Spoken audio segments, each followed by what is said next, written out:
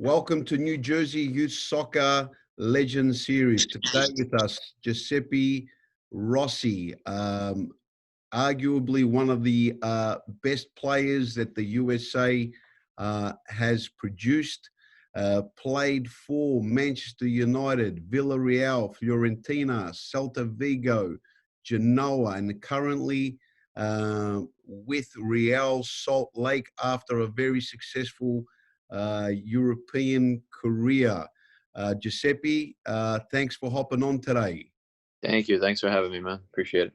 Nah, no worries, no worries. Let's talk a little bit about you as a youngster. So I read that your parents are Italian migrants. They just came straight off the boat, like migrated over here. I'm guessing in the 80s or something in the 70s, or how did that work out? Yeah, they actually came in the 60s, I think. Yeah, in Italy after the Second World War, it was very poor. It was very hard to make a living. So my grandparents did what many Italians did, and they came towards the New York, New Jersey area, and they landed in Paterson, New Jersey, and that's where they grew up. That was their first home, and yeah, they had successful careers. They were both teachers. They've been here over 40 years, 50 years, and this is home now for all of us. Yeah, so that's your grandparents that migrated over. Yeah, my grandparents migrated over while my parents, they were still young. They were born in Italy. They were growing up in Italy, but they decided to change scenery, to have a better life, and it was Jersey. Yeah, that's good stuff. So you grew up in Paterson. I'm guessing because of the Italian culture, you were just thrown into the soccer passion there around the uncles and cousins and whatever, and you're just thrown into the game and given a ball and here you go play, right? Yeah, well, I grew up in Clifton. I did not grow up in Paterson. That's Okay. where my father actually grew up in Paterson. My mother, she grew up in Hackensack. But they got to know each other at school. They got married and they moved to Clifton, and that's where me and my sister were born. That's where we grew up.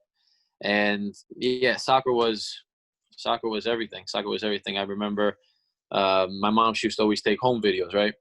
And when we were kids, and my father came back for lunch, and he usually had like a half hour for lunch. First thing he would do is drop his briefcase in the yard, put up cones. I was 2 years old. He put up cones. He'd call me over. I would run, and I would try to go in between cones at 2 years old. So it just shows you how much soccer was involved in my life at a young age. And, for my father, he played professional sports. He coached soccer. He was my first coach. And he's the one who taught me everything that I know today. Where's what club team did you first play at? My first team was the Clifton Stallions. Okay. Yeah, so it was part of the town that I grew up in. We had a very, very talented group, actually. From the Clifton Stallions, there was a couple of players, 2 or 3 players that made it to the MLS. So, yeah, we were definitely a powerhouse in Jersey. Yeah, so you know what it's like to play at that level. There's got to be some level of playing with freedom and playing street ball. Was there a lot of that going on when you were growing up? Truthfully, no. No, not really. Just because it was hard to get a pickup game. Nobody wanted to play soccer. Nobody cared to play for soccer. I remember going around my bike and knocking on my friends' doors and being, hey, listen, let's pick up let's have a pickup soccer game. Everybody was like, no, I'm not in the mood. So it was hard. I used to go back home, and our pickup games was me and my mother versus my father and my sister. So those were our pickup games in the backyard. I never had a chance to really do it at the parks with other people or whatnot until I moved to Italy, and that's where it was pickup games all over the town. Every single part of a park was being played, and and it was a lot different when I moved over to Italy. Yeah. So you moved over to Italy when? Like when you were 12 or something like that, I read? Yep. I left at 12. Me and my father left at 12. My mom and my sister stayed back home.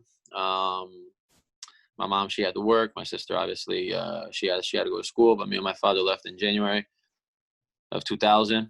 And yeah, that was the start. It was hard. It was hard. I had to leave everything. I had to leave family, friends. I had to leave, you know, my usual way of going about life, which at 12 years old is everything to you. But, you know, it's hard to change that. It's hard to change that.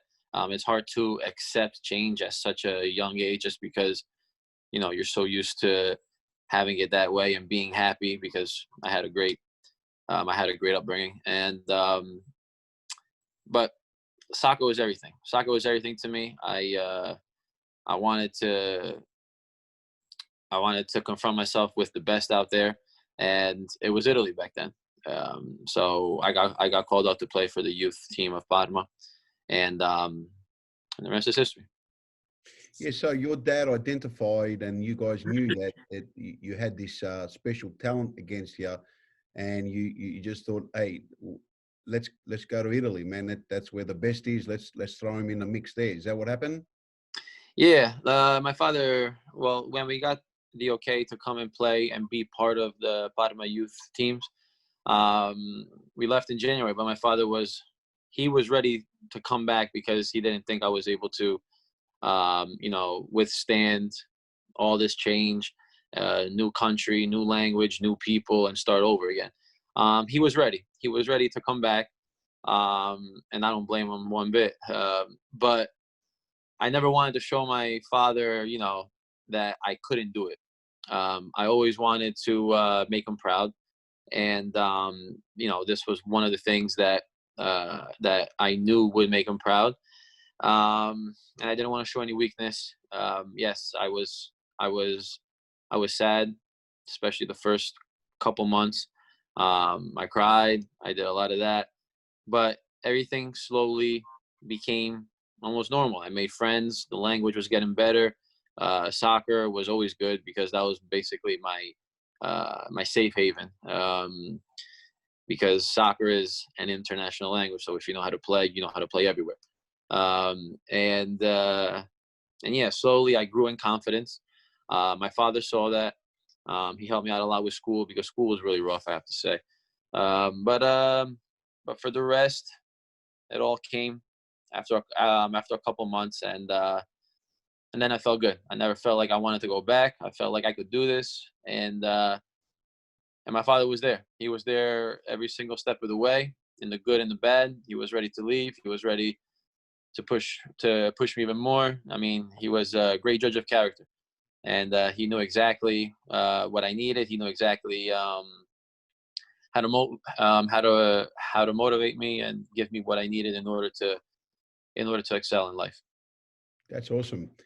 And when you went there at 12, was there like deficiencies in your game that you were lacking, or did you go in and you were having success right away, and that made it easy for you, or were you struggling in any department in terms of soccer? I know off the field it makes sense being a young kid, but what about on the field?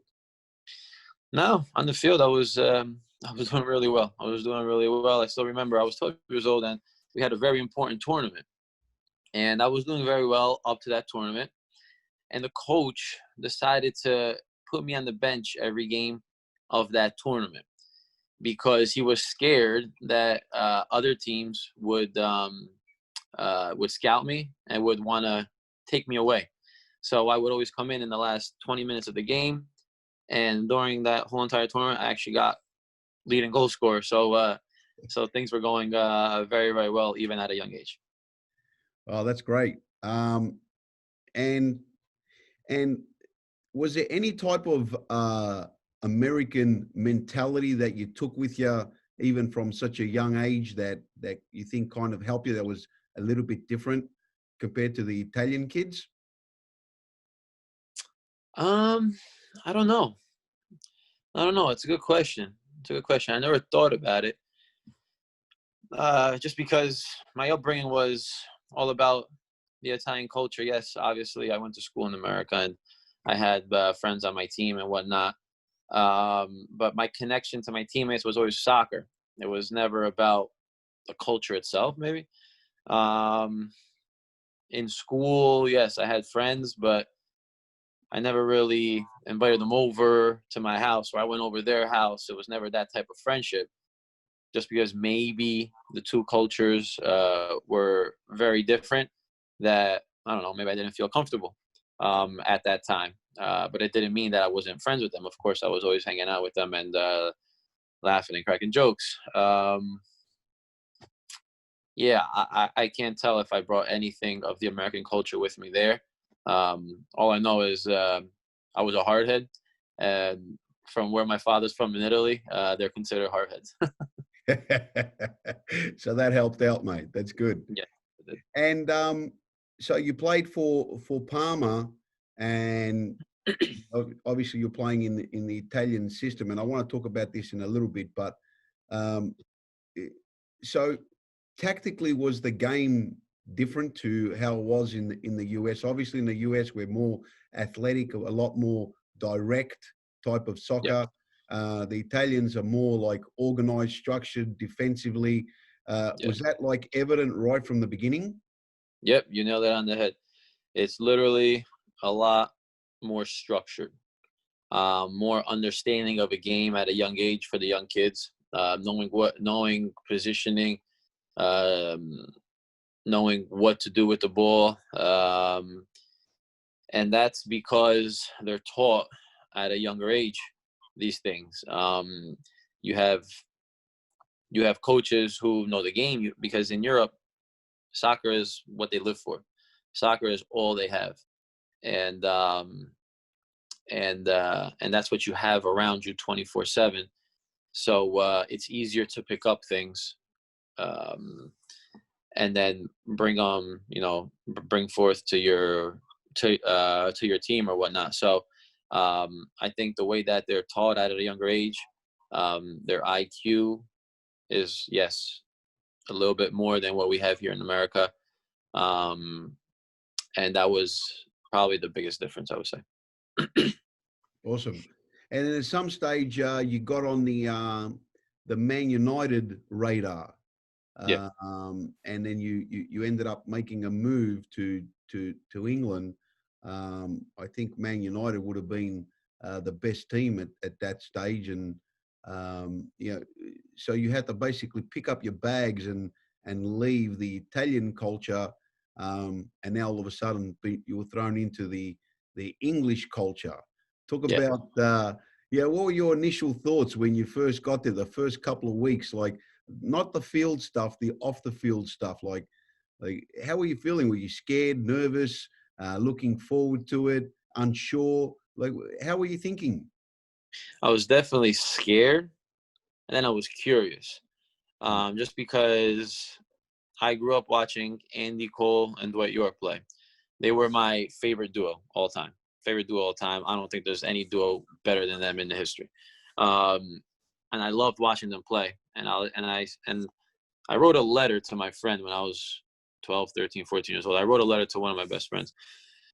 And I told him, I'm like, hey, Rafael, we're going to, one day you're going to be crossing the ball for me, and I'll be in the box scoring a header, wearing the Manchester United shirt. So I was 12, 13, 14 years old. I said that to him. Fast forward, and I'm 17, and I'm signing for them. So when I go back that summer, he shows me that letter. I'm like, what? I had no idea that I wrote that to him. So it's crazy how destiny is, right?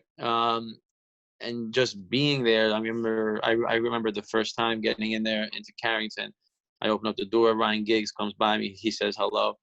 And I'm looking at my dad. I'm like, Ryan Giggs. Ryan Giggs was his favorite player too. And we're looking at each other like, this is where we are.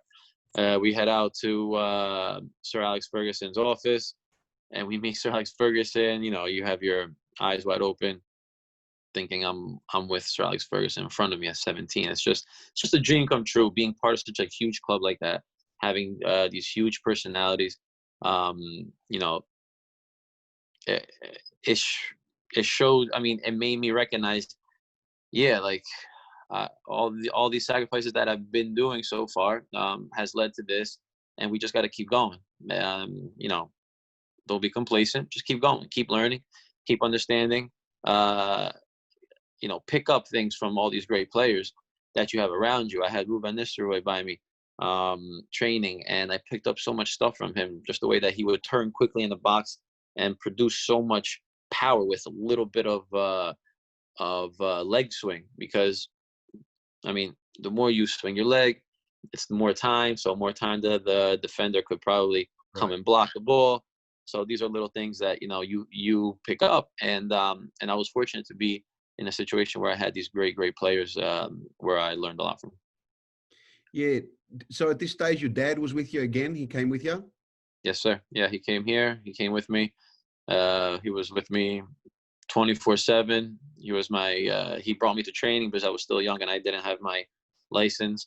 So he would drive me to training. Funny story, talking about Van Nistelrooy, he lived down the block from me. And then he would ask me and my father to pick him up for training. So we would pick him up and we would carpool together down to training, like a 10, 15-minute ride. So that was actually a cool story. Oh, that's awesome. Yeah. So just for the young kids here, because this is obviously something that would be something that people ask themselves. So when you jumped into Man United, right, and you're this young, upcoming prospect, you got the potential, you've been signed. When you walk through the door and you go into this training environment and in the locker room, is there a sense of inclusion? Like, do they include you? Are you a part of it? Do they make you feel special? And like you're this young player and we're here to guide you? I'm talking about the rest of the players. Or do they see you as a threat? Like, oh, this kid's here to take my spot, and they kind of try to keep you on the outside and test you to be uncomfortable. What type of feeling did you have there? It's a feeling of, I got to prove myself now. Yeah, it's good morning. There's a lot of good mornings. How are you? It doesn't really go more than that, the conversations, because you're still a young player. I mean, who are you? Really, who are you? You have to prove yourself to the team. You have to show them that you're worthy of being among, you know, us, like the best team in England, in the world, or whatnot. And that was my mentality from day one. I wanted to be part of that group. I wanted them to respect me. I wanted to show them that I'm capable of playing with you guys. And that's just the mentality that I had every single day going into training. And I was able to do that. They understood my quality. They understood my level of play, and that I could be even better because I was so young. So of course I could learn and be part of the group. And a very important aspect of gaining their respect is the willingness to learn. Being able to humble yourself and ask questions, knowing when you're wrong and accepting it. Asking questions, just asking questions. It goes a long way. And that's what I did during this process. I learned a lot from them, and they slowly started accepting me. Yes, it helps when you score your first goal in the first game of the Premier League when you debut. It definitely does help. And it was just great. It was just great because I felt more part of the group, and they accepted me as part of the team going forward. How difficult was the physical demands of the English game? I mean, it's a lot more direct. Referees seem to let more go. How difficult was that to adapt for you? I mean, you're a strong guy. You're low to the ground. You're strong. You can handle it. But was it a lot more physical than you thought? Definitely. I was not used to the hard tackles and them getting away with it. You know how it is in Italy. If you go on the ground, it's almost a foul every single time. Here, they let you play on. And that was something that I learned very quick. And funny story is, I was there for a year or two, right? And I went on the under-21 national team. And I used to wear studs. Nobody ever used to wear studs in Italy. So I was the only one wearing studs in training. And everybody used to be like, yo, Giuseppe, why are you wearing studs? I'm like, this is how we do it in England. And then I used to slide tackle a lot and, you know, hit people in training because that was what I was used to. And Chiellini, he used to always tell me that he loved that from me. He's like, oh, Giuseppe, I love when you do that. Keep doing that. Keep doing that. And yeah, he was a big fan of me slide tackling and hitting people because it was part of my, I guess it was just part of the way that I was playing and that I was growing up in those young years of my career. Yeah, that's crazy. Yeah. So at some point you then made the transition and you slid over to Villarreal, Yes. which you had a great run there. I personally remember watching you play there. Tell us a little bit about the whole setup of Villarreal itself. I believe there's only like 70 or 80,000 people in the city, and the stadium fills up with 20 almost every week. How much of a great place is that to play in? It's the best. It's the best just because it's a big club. They're always in Europe. Out of those 5 years that I was there, we played 3 years Champions League and 2 years Europa League. So we're always in Europe. And yes, it's a small little town, so everybody knows each other. So it's a very intimate club, basically. It's a family feel that you get when you reach the training center and the stadiums. I think that's what, I think that's the best part of that club, where everybody feels as if they're part of the family. And when you have that feeling, you always want to give a little bit more in training or in the games to make your family proud. So yeah, I went there literally 4 or 5 months ago to train with them before I signed for Salt Lake City, and it's that same feeling. It's that same exact feeling that I had when I arrived when I was 20 years old to 6 months ago when I got there. Yeah, it seems like an amazing place. So Yes. let's talk a little bit about La Liga. Yeah. Do you think it's the best league in the world? Yeah. Yes, I do. Yes, I do. Because for me, the definition of soccer is the way that they play in La Liga. For me, the game is all about the excitement. It's all about the excitement, and excitement is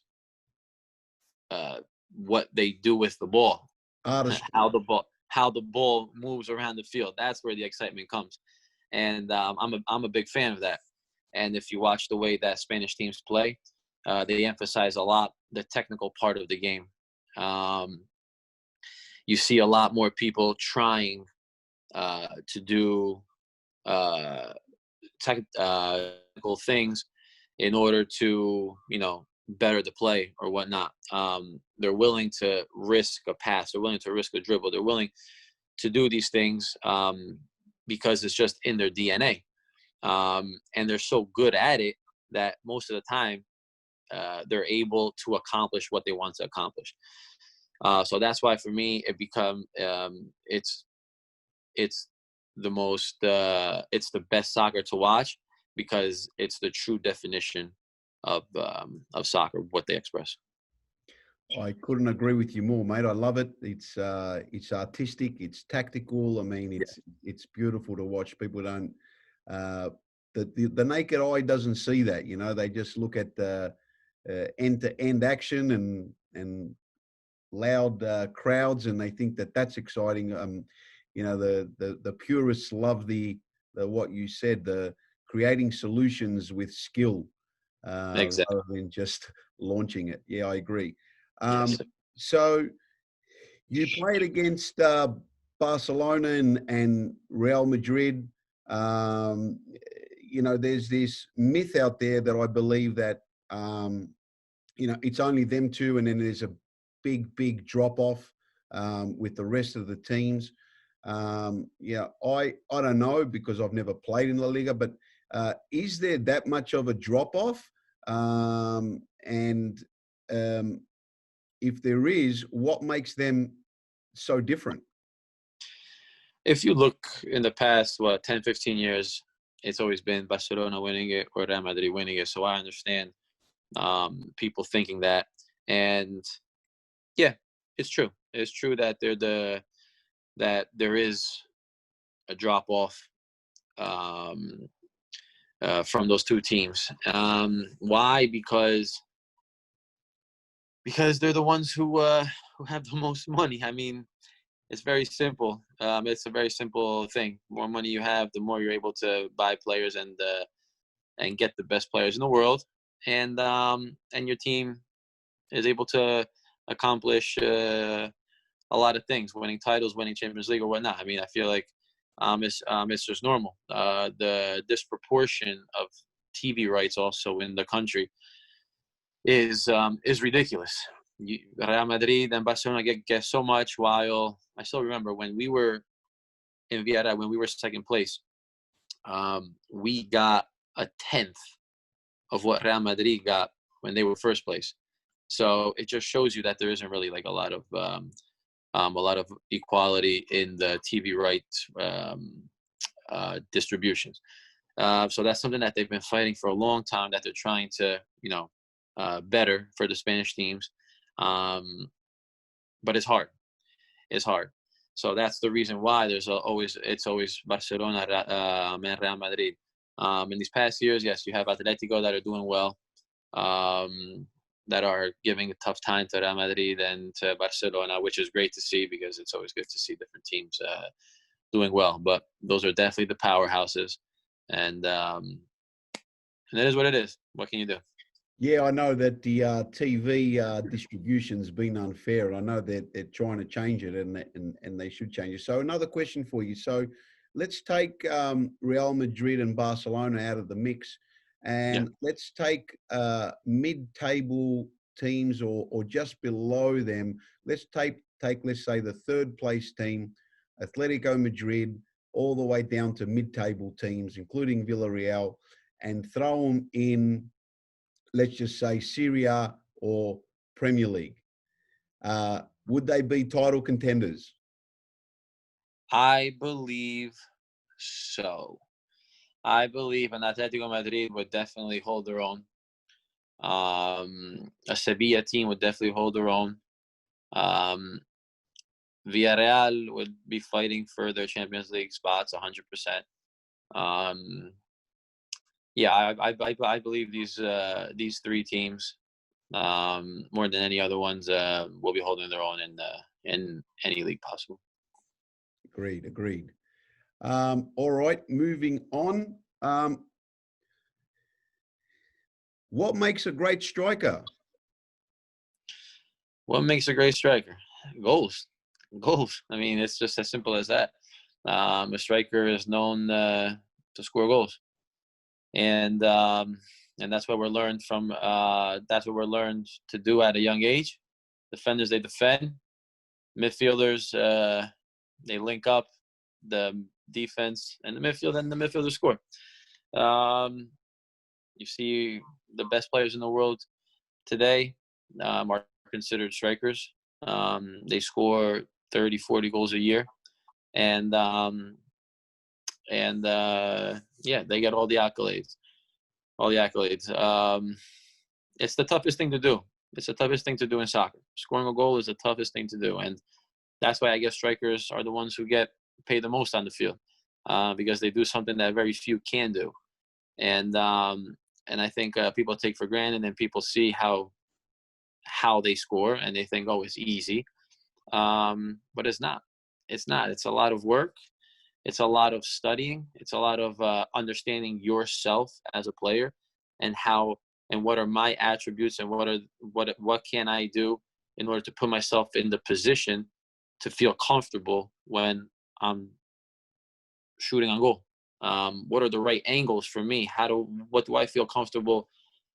Where do I feel comfortable in the box or outside the box in order to get into a position to score and find my angle. So it's a constant studying of yourself, of the game, and yeah, striker score. It's as simple as that. Off the ball movement, key part, correct?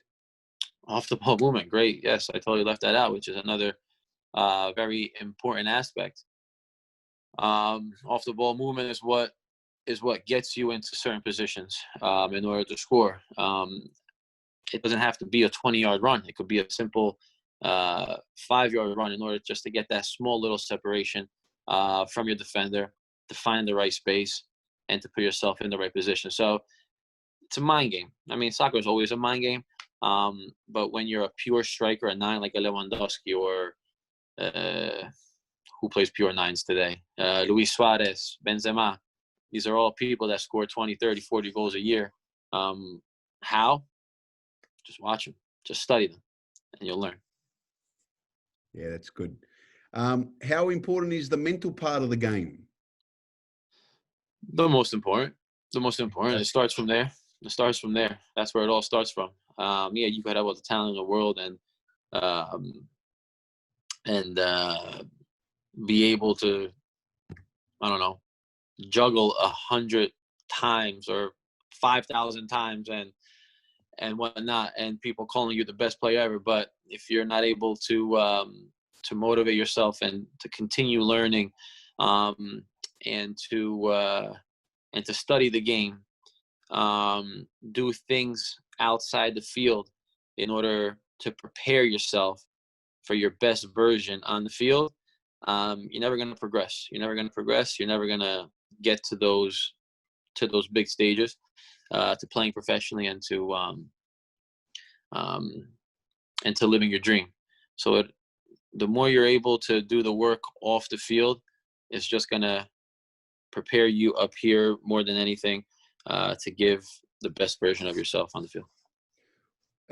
Just to touch on that, when did you realize that the mental part is an actual topic that you need to be working on the same way you work on your skills, your tactics, your physical part?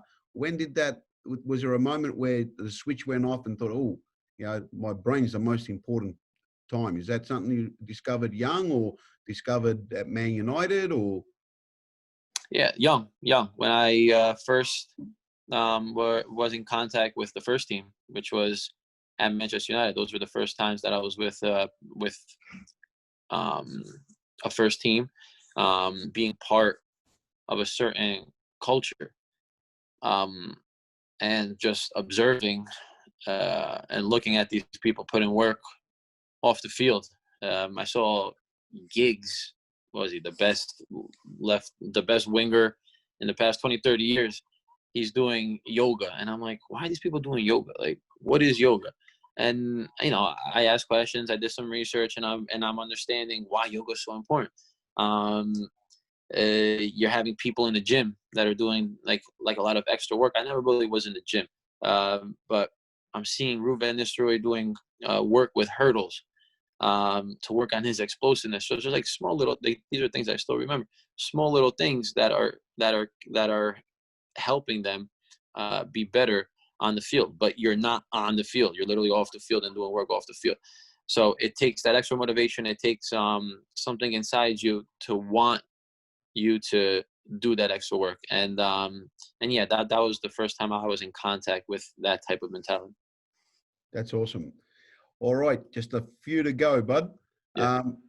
So just for the young players that are listening, there's a perception here of you train every day as a pro soccer player, where you just rock up in the morning, you pump out a couple of hours of training, and then you go home and you're done. What's it really like? Is it full days, 9 to 5? 9 to 1, depends on the coach, depends on the philosophy. What have you experienced? I mean, yeah, like my typical day would be getting up at 8 o'clock, starting training at 10, and get out like around 1:30, 2 o'clock. But that's just me, though. That's just me because I like to get in early. I like to, take my time. do my activation in the gym before, like a good half hour, 40 minutes of activation in the gym before. Do my treatments if it's my ankle or whatnot. You know, work my butt off in training, and then after training, if I have to do an extra half hour or 40 minutes of extra work, if it's an explosive work, if it's core work, if it's lower legs or whatnot, just trying to, you know, continue to get better or to feel better at this stage of my career, to continue to feel better. That's really the whole entire day of soccer. I mean, we do it at a very high intensity. So yes, it gets, you get tired after training sessions. And it's not only the physical part, but it's also the mental part, just because during training, you're always, you're used to giving it your all. You want to win. You always want to do better than your teammate. It's a lot. It's a lot up here if you take it the right way. And if you're tired physically and mentally after a training session, it means you had a good one. That's awesome. All right, some quick questions and we're done, all right? Sure. If you want to say next, you can say next. Okay, no Best problem. player you ever faced? Best player I faced? Oh, my God. Messi, Sergio Ramos, Puyol, Xavi, Iniesta, a lot of them. All right. Best player you played with? Scholes and Gigs. Scholes and Giggsy, huh? Yes, sir. Team you support? I used to support Milan, not anymore. Man U, maybe right now. I'm a fan of Man U. Man U, huh? All right. Yeah. And last one. Advice to young players. Advice to young players. I think you guys heard me say this during this interview. Study the game. Continue studying the game. Ask questions. Feed your passion for the game. Keep feeding it. Keep learning. Don't be scared to humble yourself. Don't be scared to not know something. And ask a coach. Ask a coach. Ask people around. Do your research. Watching games. I mean, when I was younger, I used to always watch games with my father, and I used to be a big fan of Milan, just like I said. And my favorite players were Van Basten, Gullit, George Weah, Shevchenko then. And every time I see these players do things, I used to always ask my father, I'm like, Dad, why is he doing this? Why is he doing that? And I would always go out and try it on the in my backyard. So that's how I fed the passion. That's how my willingness to learn kept, growing and growing. And I was never afraid to ask questions. So do that, and you're going to give yourself the best shot possible to be a pro player, hopefully one day. Good stuff. Good stuff. Well, listen, Giuseppe, man, thanks for taking the time. Thank you. This interview is going to go throughout New Jersey first, and we're going to put it online.